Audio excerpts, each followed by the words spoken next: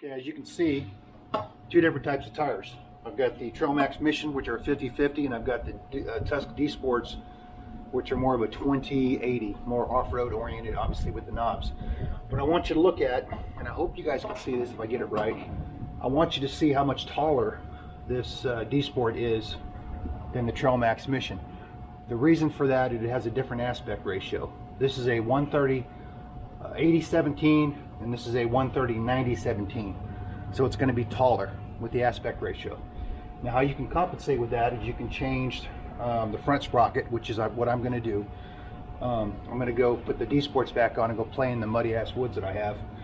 And the reason I'm doing that, I took these out in the woods, they did okay, but they're not up to par with what I need to do in the woods. I need some knobby, something's going to grab into the mud and into the loose dirt to grab some traction. That is preferable over this. What I'm going to do with this, I'm going to put the D Sport on, and I'm going to put a 13-tooth front sprocket on that will gear the bike down, basically. The smaller the sprocket, the lower the gear. And I'm talking about the front sprocket.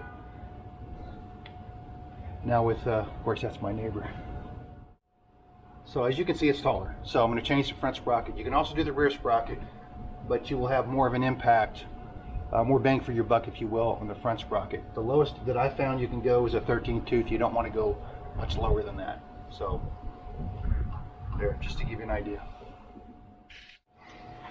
Of course, first thing you're going to do is you are going to remove your, I think it's a J&S case saver.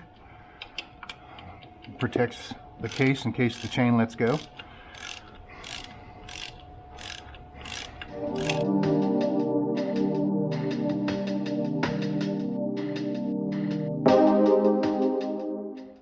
Once you have the case saver off, next, of course, there are 3 bolts, the sprocket retainer, and those are 10mm also. And what I do is put it in gear. Put it in gear just to keep the sprocket from moving when you're cranking on it.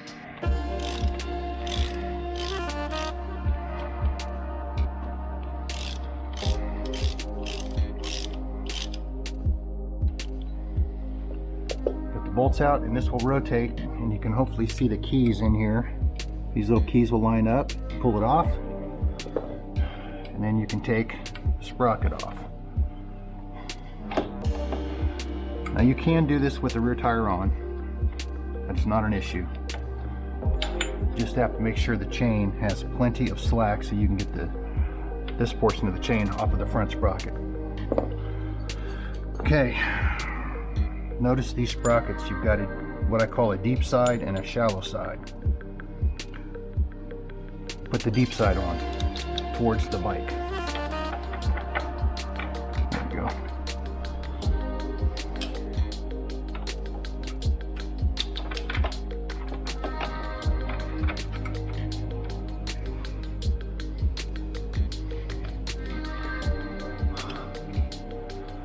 This is a special sprocket retainer. It has a different shape, and it's just basically smaller than the stock one, due to the fact that the sprocket is smaller, and it won't clear the chain if you have the standard size. Okay, put that on.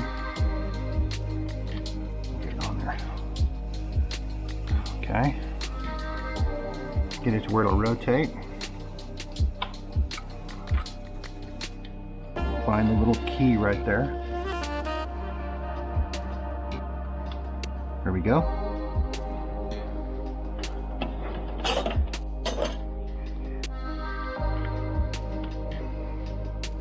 And of course, your friend Mr. Loctite. Also label the sprockets. You might have seen that. I label the sprockets so I know exactly what it is. I don't actually have to count. Hopefully it stays on there.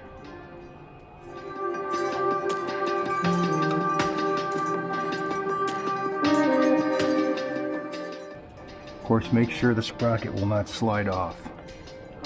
Obviously a key task to perform.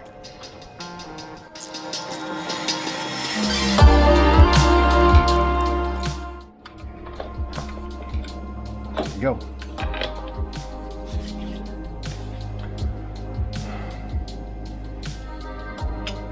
And you put the case saver back on.